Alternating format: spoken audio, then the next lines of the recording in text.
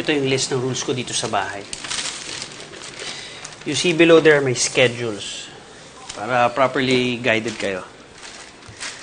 Teka po, bakit po dun sa bahay namin ni Tita G sa Baguio po, wala namang po rules na ganito? Iba yung bahay niyo sa Baguio, iba yung bahay ko dito sa Manila. I'm imposing these rules para maiwasan natin yung problema na nangyari tulad kagabi. Dad? It says here, rule number 1. If you open it, close it. What if yung hangin yung dahilan kung bakit nag-open yung mga doors dito? So you mean, I can't close it kasi hindi naman ako nag-open. So, I'll make #dead man na lang.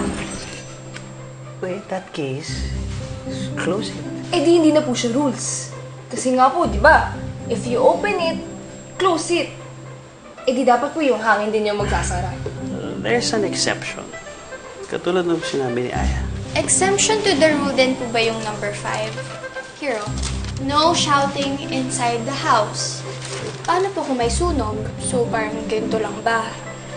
Kate, may sunog. Aya, may sunog. Oh my God, Dad, may sunog. Dad, may sunog. Okay. And yes, there's an exception. Okay? Ito pong number 6. If you borrow it, return it. Eh yung charger po na hiniram ko kay Tita G. Sa Baguio pa po si Tita G eh. Di ibig sabihin po, pupunta pa po akong Baguio para ibalik yung charger ko. Okay, ganito lang, ha? Every rule, there's an exception. Okay? Gamitin nyo na lang yung judgment ninyo. Tsaka yung common sense nyo to make it work. Okay? Take care of my things, ha? Mga gamit ko. My car and the whole house. And be mindful of my schedules. Yun ang importante dito eh. You can have the whole house to yourselves. Okay? Except my room, my office, and my garage. Is it clear? Okay. Okay.